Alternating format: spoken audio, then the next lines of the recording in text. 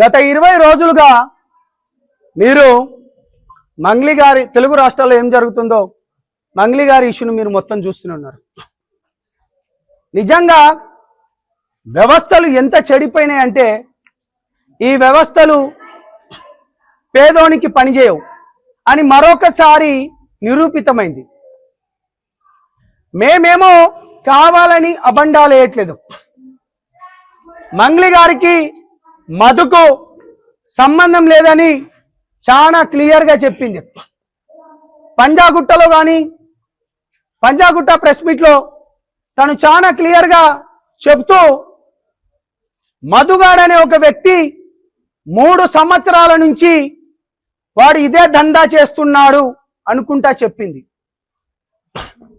నేను ఈ case take up చేసే ముందు బాధితులు కొంతమంది వచ్చిన తర్వాత ఇది నిజమా కాదా అని తెలుసుకోవడానికి మంగ్లీ గారు అడగడం జరిగింది. మంగ్లీ గారు నాకు ఫోన్ చేయడం జరిగింది. ఆ వివరాలు బయట పెట్టాం. దాని తర్వాత కూడా మంగ్లీ గారు మధు గారి దగ్గరికి మీ మీడియాను మొత్తం మీ ఊర్లకు తీసుకొచ్చాం, ఫ్యాన్స్ కాబట్టి వచ్చామన్నది. కానీ నిజంగా మిర్యాల కూడా ఇక్కడ నుంచి దగ్గర 70 కిలోమీటర్లు సింగిల్ రోడ్డు. మీ మీడియా వాళ్ళు మొత్తం చూశారు. అంటే ఒక ఫ్యాన్ దగ్గరికి రాత్రి 10 దాటిన తర్వాత రావాల్సిన అవసరం ఏముంది?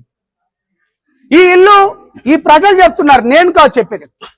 ఈ ఇల్లు ఓపెనే కాలే కదా, అసలు మంగ్లీ గారు ఇక్కడికి ఎందుకు వచ్చింది? మంగ్లీ గారు అంటారు మధు గారికి సంబంధం లేదంటున్నారు.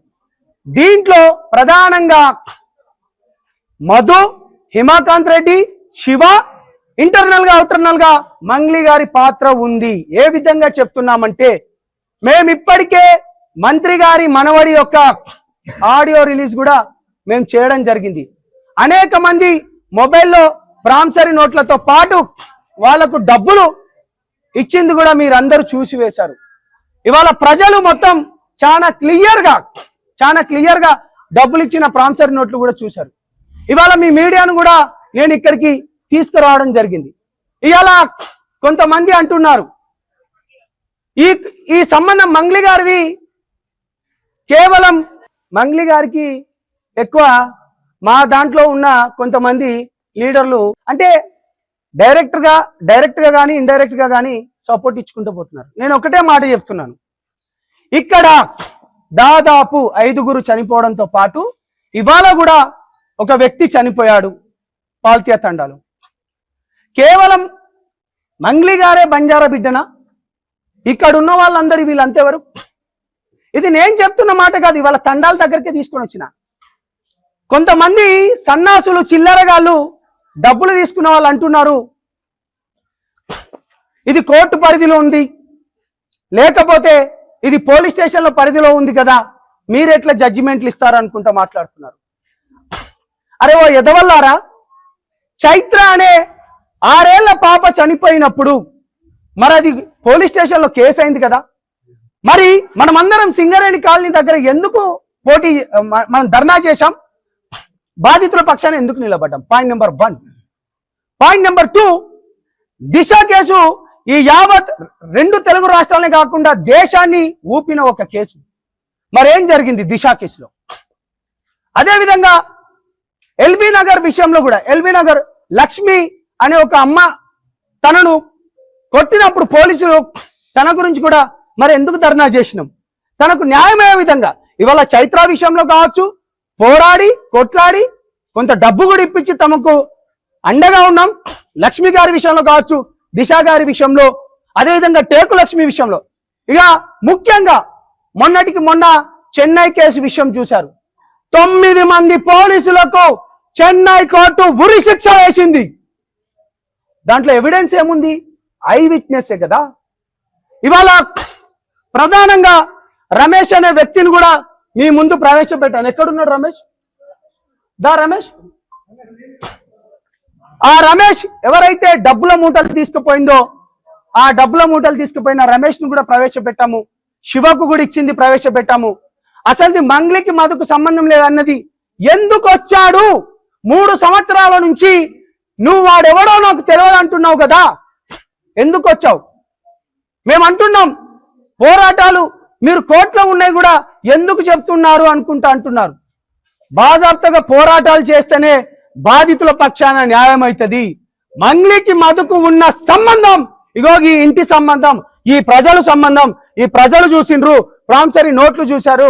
అదే విధంగా ప్రతి ఒక్కటి మినిస్టర్ ఆడియో కాల్ కూడా మేము వినిపించాం. ఇక నేను ప్రధానంగా చెప్తున్నాను, ఈ వ్యవస్థను నడిపిస్తున్న గౌరవనీయులైన రేవంత్ రెడ్డి గారికి మా తరపున, తమ్ముడు అశోక్ తరపున రఘు, అదేవిధంగా తమ్ముడు మన వినోద్, అదేవిధంగా బాధితుల తరపు నుంచి మేము ఒకటే మీకు రిక్వెస్ట్ చేస్తున్నాం.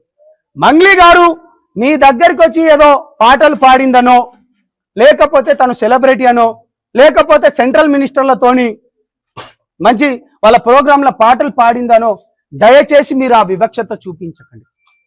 పేద బిడ్డలు మీకు ఓట్లేసిన వాళ్ళు, మీరు పేదల పక్షాన్ని నిలబడండి. మంగ్లీ గారు సెలబ్రిటీ కాదు. మంగ్లీ గారు తెలంగాణ ఉద్యమం నడిచేటప్పుడు మేము దగ్గర తీసుకున్న మా బిడ్డను ధూమ్ధామ్లలో చూపించినాం. మా దగ్గరకు వచ్చి ప్రోగ్రాంలు ఇవ్వమంటే భిక్షు అన్న మాకు తీసుకొని వచ్చి పరిచయం చేస్తే మేము ఇవాళ తనను మేము ఇంత పుష్ చేసిన వాళ్ళం మేము వదులుకుంటామా? వేల మంది ఒకవైపు సెలబ్రిటీ ముసుగులో ఒకవైపు ఉంటే ఇది ఎంత దారుణం. మంగ్లీ గారి పైన ఎవరో చిన్న మాట అంటేనే 3 గంటల్లో తనని మీరు తీసుకొచ్చి అరెస్ట్ చేశారు కదా. ఇవాళ ఇంతమంది కొన్ని కోట్ల రూపాయలు, 100ల కోట్ల రూపాయలు వ్యవస్థలు మొత్తం మీ చేతిలోనే ఉన్నాయి. పోలీస్ డిపార్ట్మెంట్ మీ చేతిలో ఉన్నాయి. ఇప్పుడు నేను ఉదయం నుంచి రాత్రి ఎక్కడికి పోయినా కెమెరాలు కూడా మొత్తం మీ దగ్గర ఉంటాయి. మేము ఒకటే డిమాండ్ చేస్తున్నాం మా బృందం తరపు నుంచి, ఈ దోచుకున్న డబ్బులు మొత్తం ఎక్కడ పోయినవి? ఇప్పటి వరకు 5గురు చనిపోయారు, ఇంకా కొంతమంది చనిపోవడానికి కూడా సిద్ధంగా ఉన్నారు. ఈ రమేష్ ఒకసారి రండి. ఈ వ్యక్తి ప్రధానంగా మధు దగ్గర ఏమేం కార్యక్రమాలు చేసిందో, లేకపోతే డబ్బులు ఇచ్చిందో, లేకపోతే ఏమేం చేశాడో, తను శివ చౌహాన్ కూడా ఎన్నిసార్లు డబ్బులు ఇచ్చాడో చూసిన వ్యక్తి, ఇచ్చిన వ్యక్తి, మంగ్లీ గారిని తీసుకొచ్చిన వ్యక్తి. నేను చెప్పడం లేదు, ఇవన్నీ నేను ఎక్కడా మాట్లాడడం లేదు. ప్రజలు, ఇతను ఎవిడెన్స్ తో సహా నేను ఒకటే చెప్తున్నాను. చాలా క్లియర్గా నేను చివరి 2 మాటలు చెప్తున్నాను. వ్యవస్థలు బతకాలి, వ్యవస్థలలో ప్రజలు బతకాలి. ఇవాళ వ్యవస్థలలో ప్రజలు ఓట్లేసింది ఎందుకంటే మీరు మంచిగా ఉండి, మీరు రాజ్యానికి ఎక్కి మమ్మల్ని మంచిగా పరిపాలించమని. కానీ 100ల కోట్లు సంపాదించుకున్న, 100ల కోట్లు దోచుకున్న దొంగలకు దయచేసి చేతులెత్తి దండం పెడుతున్నా, మీరు వాళ్ళకి సపోర్ట్ గుంటకండి. ఇక ముఖ్యంగా మా దాంట్లో కొంతమంది దొంగలు ఉన్నారు, వాళ్ళకి నేను ఒకటే చెప్తున్నాను, బాధితుల పక్షాన నిలబడండి అని చేతులెత్తి దండం పెడుతున్నాను. నిన్న అనేక విధాలుగా 2 రోజుల నుంచి మేము ఎవిడెన్స్ బయట పెట్టిన తర్వాత మా సంఘాలలోకి వెళ్ళి కూడా చాలా మంది పర్సనల్ గా కాల్ చేసినందుకు LHPS అన్నలకు నిజంగా చేతులెత్తి దండం పెడుతున్నాను. అదేవిధంగా నంగారబేడ్లోకి వెళ్ళి కొంతమంది కాల్ చేసిండు, సూర్యాపేటలో వాళ్ళు కావచ్చు కానీ, శంషాబాద్ లోకి వెళ్ళి కావచ్చు కానీ, మీరు చేస్తున్నది నిజం, బాధితుల వైపు నిలబడండి, ఇంకా గట్టిగా పోరాడండి, మేము కూడా వస్తామంటూ నిన్న మా గ్రూప్లలో కూడా కొంతమంది షేర్ చేశారు. మేము AIBS కూడా మేము ధన్యవాదాలు చెప్పుతున్నాం. కాబట్టి బాధితులకు న్యాయం జరగాలి, ఎవరైతే నిందితులు ఉన్నారో వాళ్ళను కఠినంగా శిక్షించాలి. ఇక ప్రధానంగా నీ మీడియా ఛానల్ వాళ్ళందరికీ చేతులెత్తి ఒకసారి దండం పెడుతున్నాం. ఇవాళ ఈ సోషల్ మీడియా కానీ, ఈ టీవీ ఛానల్, ప్రధాన టీవీ ఛానల్ కూడా లేకపోతే ప్రజల బాధలను బయటికి తీసుకొచ్చేటివి కావు. ముఖ్యంగా మీరే చేశారు. డెఫినెట్ గా చెప్తున్నాము, మీకు న్యాయం జరగాలి, మీకు న్యాయం జరగాలంటే మీ మీడియా వాళ్ళ సపోర్ట్ కూడా ఉండాలి. నిందితులను కూడా కఠినంగా శిక్షాలి. జస్టిస్ ఫర్ బాధితులని #ట్యాగ్ చేయండి. మేము బాధితుల తరపున నిలబడతామని చెప్పండి. వాళ్ళకు అండగా ఉన్నాం కాబట్టి ఇవాళ మేము అందరం ఇక్కడికి వచ్చాం. మీరు రేవంత్ రెడ్డి గారికి ట్యాగ్ చేయండి, అదే విధంగా కిషన్ రెడ్డి గారికి ట్యాగ్ చేయండి. అదే విధంగా ఈరోజు ఏదైతే దేవరకొండ నియోజకవర్గం, నల్గొండ జిల్లా, పిఏపల్లి మండలం, పలుగుతండ, పొదిపట్ల గ్రామ పంచాయతీకి ఈరోజు ముఖ్యంగా దేశవ్యాప్తంగా సమస్యలు చూపిస్తున్న మా మీడియా ప్రతినిధులతోని, అలాగే ముఖ్యంగా గత 20 రోజుల నుండి పేద ప్రజల పక్షాన ఉంటూ ఈరోజు మా బాధితుల గొంతున వినిపిస్తూ ఈరోజు ఆ వీడియోల ద్వారా మా బాధితులు మమ్మల్ని అప్రోచ్ అవ్వడం, ఆ అప్రోచ్ కారణంగా మనం నల్గొండ జిల్లాలోనే ఈరోజు హైదరాబాద్ కేంద్రం నుంచి సుమారు 150 కిలోమీటర్ దూరాన వచ్చి ఈరోజు ఇక్కడ అసలైన బాధితులు ఏదైతే మెయిన్ విక్టిమ్ రమావత్ బాలాజీ కావచ్చు, వారి శిష్యుడు, వారి డ్రైవర్ మధు ఈరోజు డైరెక్టర్ అయ్యి ఈరోజు పేద ప్రజలకు నమ్మబలికి 5 రూపాయల నుంచి 30 రూపాయల వరకు వడ్డీ ఇస్తానని చెప్పి మీరు మీ పుస్తెల తాడమ్మి మీరు మీ ఇంటికి మార్టిగేజ్ లోన్ తీసుకొచ్చి మీ పిల్లల పుస్తలు అమ్మి అలాగే మీ చుట్టాల దగ్గర లోన్లు తీసుకొచ్చి మీ మిత్రుల దగ్గర డబ్బులు మిత్రులకు తీసుకొచ్చి నాకు ఇస్తే నేను దానికి 5 నుంచి 30 రూపాయల వడ్డీ వసూలు చేసి ఇస్తా. నా వెనకాల ఢిల్లీ నుంచి అమిత్ పటేల్ ఉన్నాడు, మనకేమి కాదు. నా వెనకాల మన గిరిజన బిడ్డ, మన గిరిజన తండాల నుంచి ఈరోజు దేశాల్లోనే ఎక్కడ ఏ స్టేజ్లోనా మంగ్లీ గారు ఉన్నారు. వారి సొంత చెల్లిని నేను పెళ్లి చేసుకుంటున్నా. ఇక్కడి మన తండకి 3 సార్లు వచ్చింది, మీరే చూశారు కదా. రాత్రి వస్తే పొద్దుగాల పోతుంది. ఇగో ఈ పక్కన ఖాళీగా ఉన్న ప్రదేశంలో 5,000 మందితోని నా ఎంగేజ్మెంట్ కూడా ఇక్కడే ఏర్పాట్లు పూర్తి చేసుకోవాలని మేమంతా డిజైన్ చేశాం. నేను చదువుకుంది 8వ తరగతి ఫెయిల్, కానీ నాకు మంగ్లీ గారి చెల్లినిచ్చి పెళ్లి చేస్తానని ఒప్పుకున్నది. ఈ ఇంటిని డిజైన్ చేస్తుంది కూడా మా మంగ్లీ గారే. దీనికి ఇటుకలు కట్టకుండా కేవలం కాంక్రీట్ తోనే నిర్మిస్తూ సుమారు 5 కోట్ల నుంచి 10 కోట్ల వరకు ఎస్టిమేషన్ వేస్తూ దీనికి బుల్లెట్ ప్రూఫ్ డోర్లు అంట అన్ని, దీని బాత్రూమ్ కూడా బుల్లెట్ ప్రూఫ్ అంట. ఈ పేద ప్రజలు చెప్తా ఉన్నారు. ఇదే పేద బాధితులు ఏమంటున్నారంటే, అమ్మా మేము కూడా యూట్యూబ్ లో వచ్చింది, టీవీలో వచ్చింది, మేమంతా మీ మాటలు విన్నాము. నువ్వు మధుకు సంబంధం లేదన్నావు కదా, మరి మా తండాలో దసరా జరగలేదు, మా తండాలో భవానీ పూజ జరగలేదు, మా తండాలో ఒక పెళ్లి కాలేదు, మా తండాలో ఎవరి ఇంటి గృహప్రవేశం కాలేదు. మరి ఈ తండకు నీకు పిలిచింది ఏ మూడుకుడమ్మా? ఆడు ఎవడు ఏ ఎదవ పిలిచిండు? రాత్రి 12 గంటల రాత్రి మిర్యాలగూడ స్థానిక శాసనసభ్యులు వారి పుట్టినరోజు వేడుకల నుంచి ఇక్కడ వదిబట్ల గ్రామానికి రావడానికి సుమారు 70 కిలోమీటర్లు, అంటే ఈ 20-30 కిలోమీటర్లు సింగిల్ రోడ్. రాత్రి 12 గంటలకు రావడానికి ఏ మూర్ఖుడమ్మా నీకు పిలిపించింది? మా తండా సర్పంచ్ ఏమైనా పిలిపించిండా? మా తండా నాయకు ఉంటాడు, డావ్ ఉంటాడు, కారోబార్ ఉంటాడు, ఈ 4 ఎవరైనా పిలిపించిరా? ఎవరు పిలవలేదు కదా. నువ్వు 3 సార్లు 4 సార్లు వచ్చి బ్యాగులు తీసుకొని పోయినావంట. మరి ఇదంతా మా తండా బాధితులు, డబ్బులు ఇచ్చినటువంటి బాధితులు, వాళ్ళు జీవితాన్ని దారబోసి వాళ్ళు 30 సంవత్సరాలు వెనుక నెట్టి వాళ్ళు కష్టపడి మీకు ఇచ్చిన డబ్బుల్ని మీరు డోన్లేమో సిమెంట్ ఫ్యాక్టరీ పెట్టుకున్నారంట, జైరాబాద్ లో 100 ఎకరాల ల్యాండ్ తీసుకున్నారంట, బెంగళూరు సమీపంలో ఒక 30 కోట్లు పెట్టి మీరు ల్యాండ్లు కొన్నారంట, అలాగే ఇక్కడ మిర్యాలగూడలో రైస్ మిల్లు కొన్నారంట, అలాగే బార్లు కొన్నారంట. మరి ఈ డబ్బులు ఎక్కడివి? కోకపేటలో భూములు కొన్నావంట, 25 లక్షలు నీకు టోకెన్ అమౌంట్ ఇచ్చి నీ ఇల్లును కూడా కొనడానికి ట్రాన్స్ఫర్ కూడా అయ్యింది, అది కూడా నువ్వే ఒప్పుకున్నావు కదా. సంబంధం లేనివంటి వ్యక్తి 25 లక్షలు ఎందుకు వచ్చినాయి నీ అకౌంట్ కి? ఇది చెప్పాలి. సంబంధం లేని వ్యక్తి 25 లక్షలు నీ అకౌంట్ కి ఎట్లా వచ్చినాయి? వస్తే సంబంధం ఏంటిది? మా మధుకి నా ఇల్లు అమ్మేస్తున్నది 2.5 కోట్ల ఇల్లు అంటే నీ ఆదాయం ఎంత? నువ్వు ఈరోజు సింగర్ గా ఉన్నావు కదా, నీపై ఆరోపణలు చేస్తుంటే, అరే గిరిజన బిడ్డల గురించి మాట్లాడుతుంటే ఒకవైపు బాధ ఉన్నా 100 మంది బాధితుల ప్రాణాలు పోతున్నాయి. నీ ప్రాణాలు ఒక లెక్కనే కాదు. గుర్తుపెట్టుకో మంగ్లీ, నీపై గౌరవం ఉంది, కానీ అంతకంటే గౌరవం ఈ పేద బాధితుల పట్ల ఉంది. ఈరోజు మేము మా మీడియా ప్రతినిధులతోటి మేము హైదరాబాద్ నుంచి స్టార్ట్ అవ్వగానే అన్న పాల్త్యా తండలో పాల్త్యా రమేష్ చనిపోయిండు, ఇదే ఒత్తిడితోని అక్కడ ఇచ్చినటువంటి చుట్టాలు ఒత్తిడి చేయడం వల్ల 2 రోజుల క్రితం ఆయన తమ్ముడికి పెళ్లి చేసి ఈ రోజు ఆయన ప్రాణాలు కోల్పోయిండు.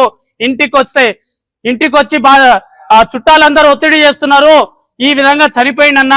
మేము పెద్దఊర పోలీస్ స్టేషన్ ముందు ధర్నా చేస్తున్నామన్నా, దయచేసి మీరు వస్తున్నారు మా దగ్గర కూడా వచ్చి న్యాయం చేయాలని వాళ్ళు ఆవేదన పడుతున్నారు. వారు ఫోన్లు చేసి మమ్మల్ని ఒకటే అడుగుతున్నారు. మరి ఇదంతా నిజం కాదా? నువ్వు మాట్లాడేవైతే నిజాలైతాయి. నిన్ను మీడియా ప్రశ్నిస్తే మీడియా టార్గెట్ చేస్తుందంటావు. నిన్ను ప్రజాప్రతినిధులుగా మాట్లాడితే అబద్ధాలు చెప్తున్నారు అంటారు. నిన్ను ప్రజా సంఘాలు మానవతావాదులు మాట్లాడితే నన్ను టార్గెట్ చేస్తున్నా అంటున్నావు. మరి నువ్వు పేడ్ బ్యాచ్లతో మాట్లాడించే వాళ్ళేమో నిజాలు, మరి అదే పేడ్ బ్యాచ్ తోని మా తండా ప్రజలు ఇక్కడ వాళ్ళు పలుగు తండా, చింతల తండా, ఇత పాల్తే తండా వీళ్ళందరూ ఏమంటున్నారంటే మా తండలకు వచ్చిపోతల్లి నీకు మేము సన్మానం చేసి పంపిస్తామని చాలా మర్యాద పూర్వకంగా చాలా గౌరవపదంగా వాళ్ళు చెప్పడం, మేము మీడియా వాళ్ళందరూ వారి ఫేస్ టు ఫేస్ వాళ్ళు ఇంటర్వ్యూ చేసుకున్నారు కదా. మరి మేము చెప్పే అబద్ధాలు ఎందుకైతాయి? మేము డే 1 మా నాయకుడు సంపత్ నాయక్ గారు చెప్పినట్టు ఎప్పుడైతే ప్రొడ్యూసర్ కౌన్సిల్ లో మా నాయకు మా రఘురామ్ రాథోడ్ గారు, అలాగే సంపత్, అలాగే ఇక్కడ మా తమ్ముడు వినోద్ నాయక్, మా సోదరి ప్రత్యూష రాథోడ్ గారు, మేమందరం కలిసి ప్రొడ్యూసర్ కౌన్సిల్ లో ఫిర్యాదు చేయడం కూడా జరిగింది. ఫిర్యాదు దేనికి చేయడం? ఆరోపణలు వస్తున్నాయి గిరిజన బిడ్డకి, మేము తొందరలోనే సాక్ష్యాలతో బయటికి వస్తామని చెప్పాము. సాక్ష్యాలతో వచ్చాం. మేము ఎక్కడ ఎవరిని లొంగలేదు. ఎక్కడ పేద ప్రజలు మాకు ప్రూఫ్లు ఇస్తారో అవి అన్ని మీ దగ్గర తీసుకొచ్చి పెడితే మా పైన దాడులు. స్వయంగా లైవ్ లో ఉన్నప్పుడు నువ్వే ఫోన్ చేసి ఆ మూర్ఖుడు బయట పెట్టకపోతే ఇదంతా బయటికి పడేదే కాదు ఎగ్జాక్ట్లీ అని చెప్పేసి నువ్వే అన్నావు కదా. అక్క చెప్పక్క, ఆడు సో అండ్ సో ఒక వ్యక్తి ఆడు వాడు తీయకపోతే ఇదంతా బయటికే రాదు, దొంగ ఇట్లా ఎందుకు మాట్లాడతారు? నువ్వు తప్పు చేయకపోతే ధైర్యంగా బయటికి వచ్చి మా పేద ప్రజలను తీసుకొస్తా, మధు గారి పైన సిబిఐలో కంప్లైంట్ చేద్దాం. నువ్వు కట్టించినటువంటి నీ తండాలో నీ ఇష్ట దైవం ఆ హనుమంతుని మీద ప్రమాణం చేసి నువ్వు రా, ఈ తండా బాధితులను నేను తీసుకొస్తా, సంపత్ నాయక్ గారు తీసుకొస్తారు, సిబిఐలో కంప్లైంట్ చేద్దాం. ఈ కేసులో మేము ఇప్పుడు సిబిఐలో కంప్లైంట్ చేస్తున్నాం. నువ్వు దేవుని మీద ప్రమాణం చేయి, నేను కట్టించినటువంటి ఆ హనుమంతు మీద ప్రమాణం వేసి చెప్తున్నా, నేను ఈ కేసులో ఎవరికి ఇన్ఫ్లుయెన్స్ చెయ్యను, నాకు పేద ప్రజల బాధ్యత, వెంటనే ఉంటా, వాళ్ళు ఎక్కడికి తీసుకెళ్తే అక్కడ ఉంటా అని ధైర్యంగా రా. నీ మీద నిందలు మోయడం మాకేం అవసరం? నిన్ను ఇదే సంపత్ నాయక్ గారు ఎన్నో అవకాశాలు ఇచ్చి ఆ స్టేజ్ ఎక్కించారు కదా. నిన్ను గిరిజన బిడ్డలు ఎట్టి పరిస్థితుల్లో వదలరు. ప్రతి సంఘాలు స్పందించాలి. నేను ముఖ్యంగా ఒకటే రిక్వెస్ట్ చేస్తా ఉన్నా, ఈ రోజు 27వ తారీఖు నేను ప్రతి మీడియాకి ఇదే స్టేట్మెంట్ ఇస్తున్నా. ఈ రోజు 27వ తారీఖు 4వ నెల సోమవారము, 31వ తారీఖు డిసెంబర్ 2026 వరకు సుమారు 400 నుంచి 500 మంది ప్రాణాలు కోల్పోయే ప్రమాదం ఉంది ఇక్కడ ఉన్నటువంటి జిల్లాలోనే. దయచేసి ఏ పేద ప్రజలైతే ఓట్లేసి మిమ్మల్ని గెలిపించారో ఆ పేద ప్రజల పక్షాన మీకు దండం పెట్టి అడుగుతున్నాం, వాళ్ళ ప్రాణాలు కాపాడండి. ఇన్ఫ్లుయెన్స్ కి లొంగకండి. ఎవరో కేంద్ర మంత్రి ఫోన్ చేస్తే లొంగకండి, ఎవరో మంత్రి ఫోన్ చేస్తే లొంగకండి. దయచేసి పేద ప్రజల ప్రాణాలు కాపాడండి. ప్రభుత్వాలు దీనిపై తీసుకోవాలి. ప్రతిపక్షంలో ఉన్న నాయకుడు దీనిపై మాట్లాడాలి. ఇదేదో కులాల మధ్య పంచాయతీ కాదు, పేద ప్రజల ప్రాణాల పంచాయతీ. మీరు కాపాడతారా, ఈ బిడ్డలను చంపుకుంటారని మీరే నిర్ణయించుకోవాలని నేను ఫైనల్ గా ముగించుకుంటూ, ముఖ్యంగా మీడియా మిత్రులందరికీ పేరు పేరున ప్రతి మీడియాకు దండం పెట్టి నమస్కారం చేస్తున్నా. Thank you.